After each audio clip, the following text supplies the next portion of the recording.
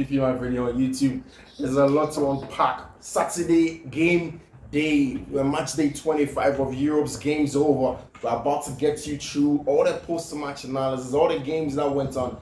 This is Fiifi-Manfred on YouTube. If you're not subscribed to the channel like I always do, I entreat you to subscribe to the channel. It's your all favorite tactical analysis channel for every team in Europe. And Chelsea played some exciting game against Manchester City. But I do think that Mauricio Pochettino panicked and he missed out the game. Pochettino panicked and then he missed out on a win against Manchester City. It was a close call. It was a game that Chelsea should have won. But Mauricio Pochettino panicked. He panicked. And it happens sometimes for managers. It doesn't entirely mean that he's a bad manager. He just panicked at a time where he wasn't supposed to panic.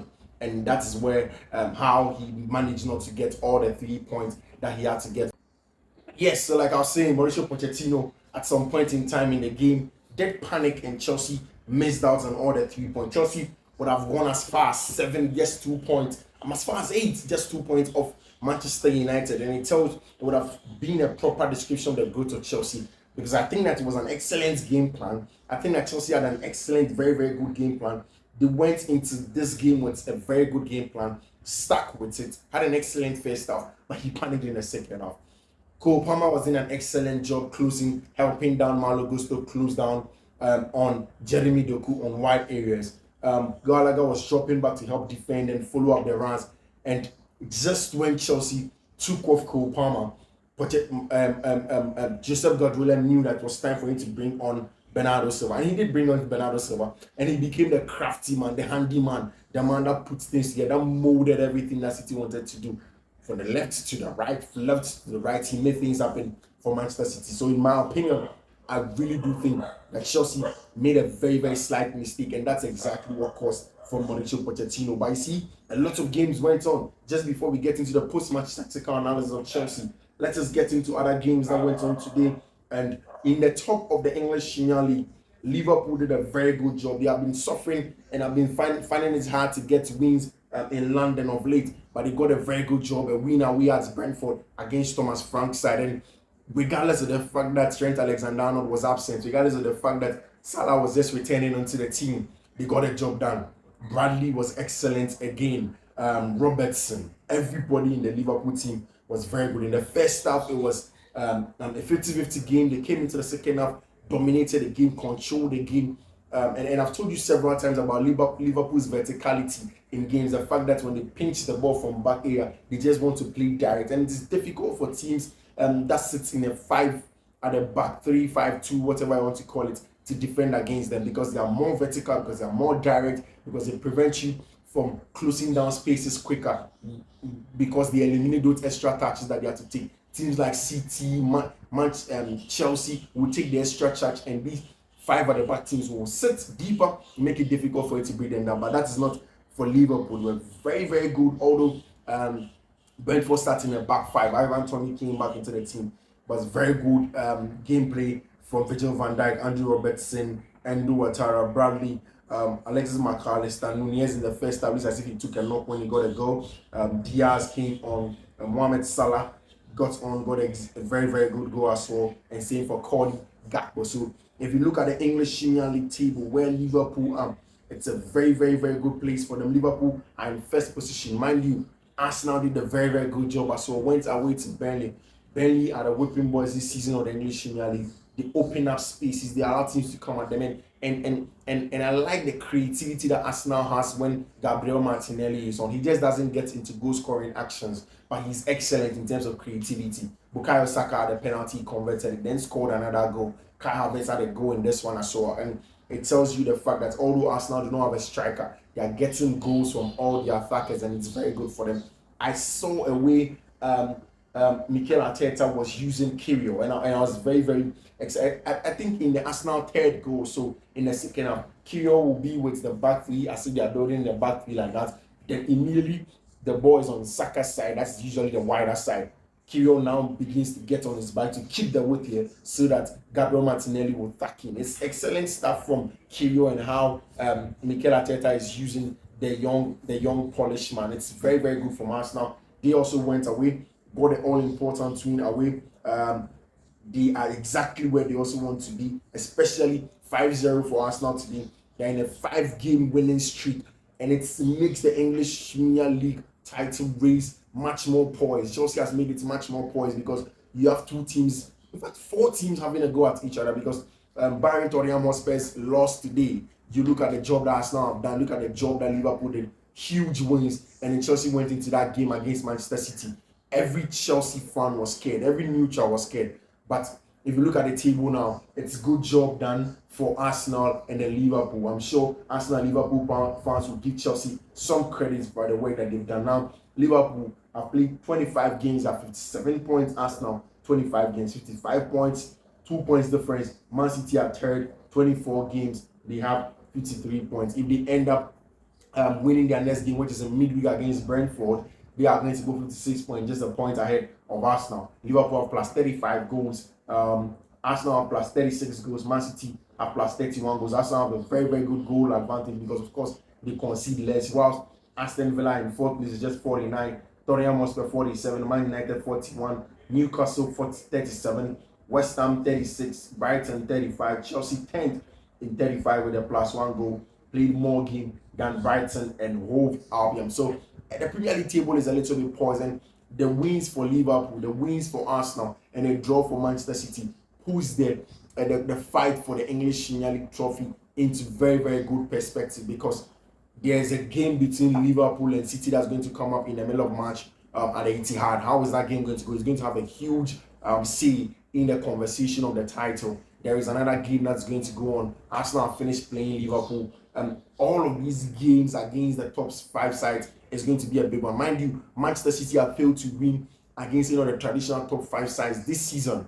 And this time, they also draw points against Chelsea. So we'll get into that analysis proper.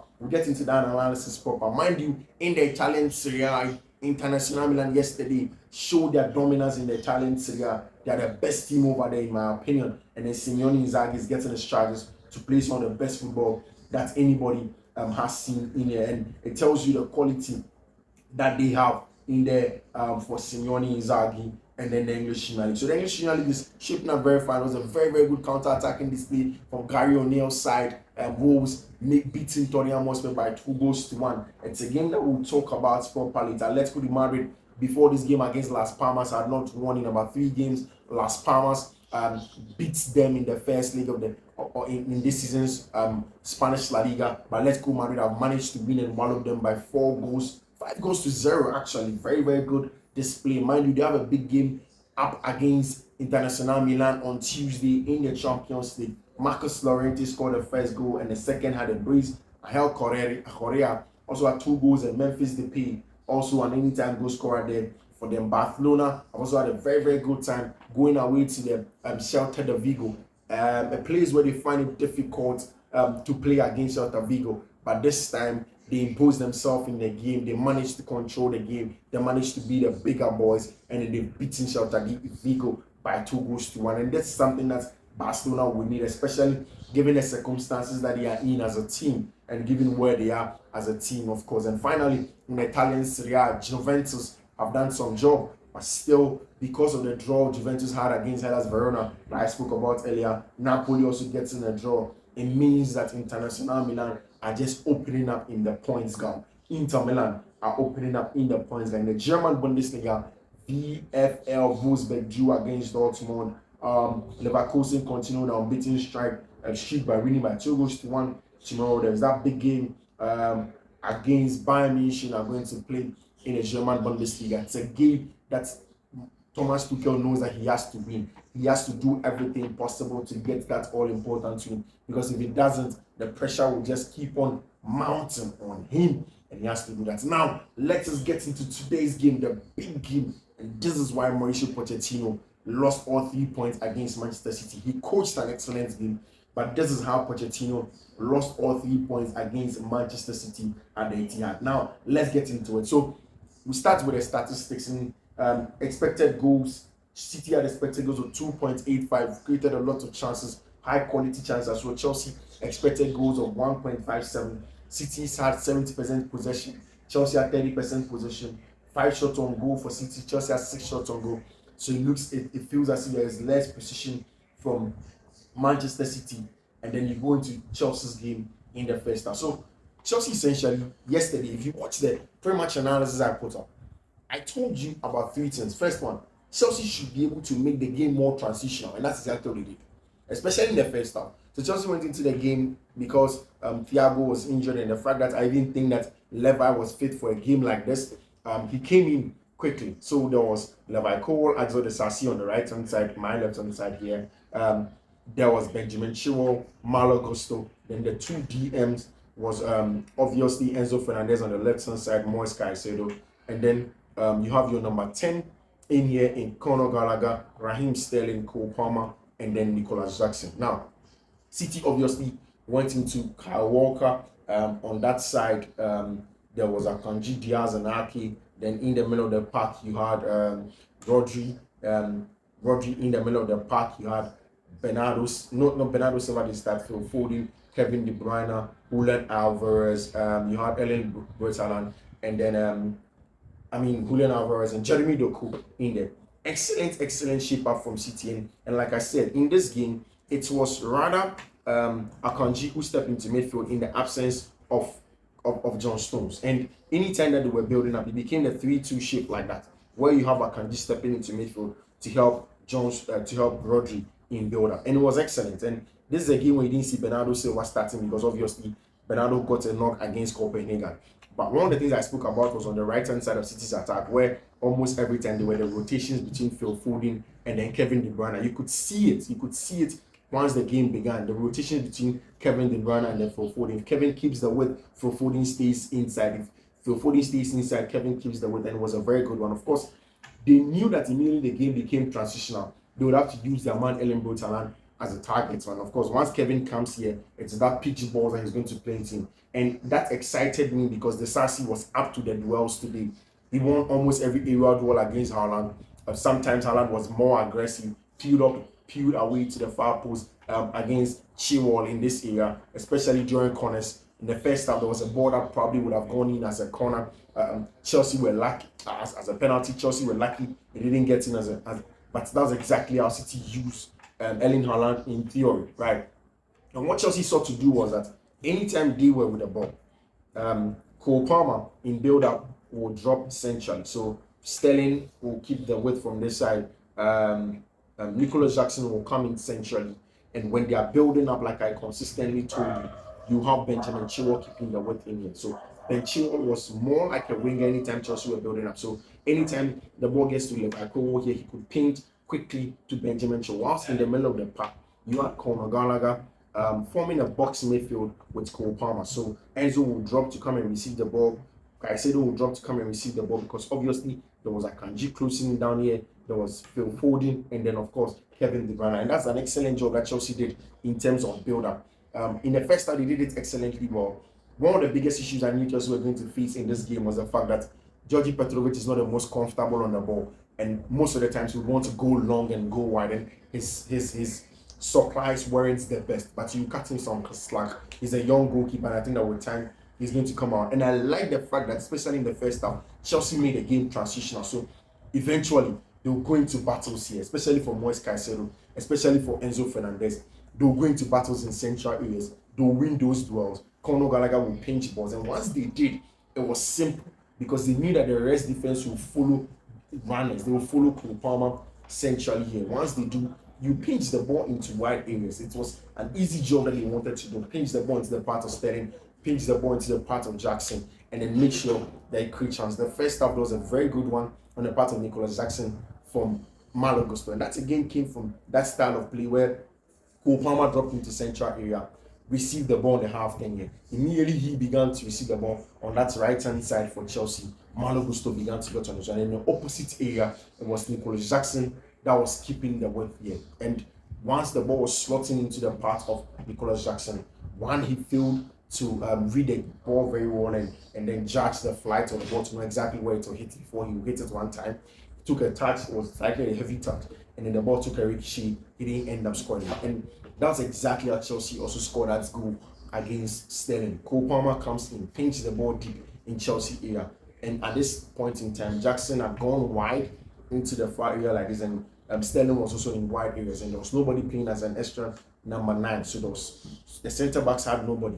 But immediately Chelsea sent the ball wide to what's his name, Nicholas Jackson. Two players, Kyle Walker and then Diaz will look. Chelsea begin to make run here, pulling the two centre backs attention onto them so that Sterling will make the running in behind. First touch fielding, cuts the ball back and then got a jump back. And essentially the game was about how Chelsea made a game much more transitional and being brave at certain points in the game. And that's why I was worried when in the second half, Pochettino changed something because Chelsea were in a very good place. Around the 65th minute, if you go and you play City and you go into a 5-4-1 and you look at Cole, you look at Nathaniel Chalobah, he was coming into the game. So I said, Foden, Kevin De Bruyne here in those zones here, excellent stuff from them in that area. And then obviously Jeremy Doku will keep that with you. Anytime Jeremy Doku, and after that, of course, there was Bernardo Silva who would come and he would be pinching in between the lines, staying in between the lines this area, floating to make sure that he gets something out of the game. At this point in time, Nicholas Jackson was playing as an extra man up top here. So more like a 5-3-2 for Chelsea, hoping that they could use the two centre forwards to create some quality chances. Rodri had pushed up, and this was the boring part of the whole game. If you have Rodri pushing up, you have Akanji pushing up here, and then every time Akanji is getting on the ball, Rodri is getting on the ball, Bernardo Silva is getting on the ball, it's a little bit boring. And it gives City the ability to counter press, just to drop the line too deep. And I think that this is on Mauricio Pochettino.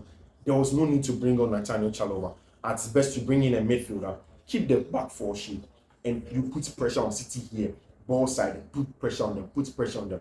But he failed to do that. He panicked around that time, brought on Nathaniel Chalobah, and immediately you go into a back five against City. It's only a matter of time. It's going to come. You don't go against a back five against City when you have like 20 more minutes to go. They are always going to come at you, and it was incessant. It was wave after wave. And once it comes so much, and you're unable to manage it well, then you are in trouble. And that's exactly where Chelsea were in trouble. Because in the box, there were lots more Chelsea bodies in the box. Yes, with the crosses that City were putting into. But how about stopping the cross? How about putting pressure on the ball on wide areas and then bringing an extra winger who will work harder for them over there, because Cole Palmer was doing a very good job. And I think in the second half, that's exactly what Mauricio Pochettino did. No hard feelings. I think he coached an excellent first half. In the second half, he just panicked. And sometimes it happens in association football at the highest level. But really, that was a good point one from Chelsea. It's just now about momentum. There's not a League Cup final that's supposed to go on against Liverpool. They need to have some confidence from that. They need to believe in themselves from that. They've gone 2-2 against Manchester City. It was a very, very difficult game. For Manchester City, they have a midweek game against Brentford. A difficult game for them as well, because Brentford are extra stubborn. They are aggressive. They'll take a cue from what Chelsea did today. And even quite apart from that, the games that are coming, there's a lot of pressure on them. Arsenal are calmer because they're getting wins after wins. And then you look through all of the English Premier League and you know that's a difficult game for almost everybody. But then we'll wait to see how it goes actually. But I think that Chelsea coached excellent football in the first half. Pochettino just panicked and then threw away extra 2 points. This should have been a Chelsea. My name is Fiifi-Manfred. This has been the Saturday night post-match analysis of all the games in Europe. Not subscribe. You should subscribe now. I'm glad and always happy to hear from you. Let's go.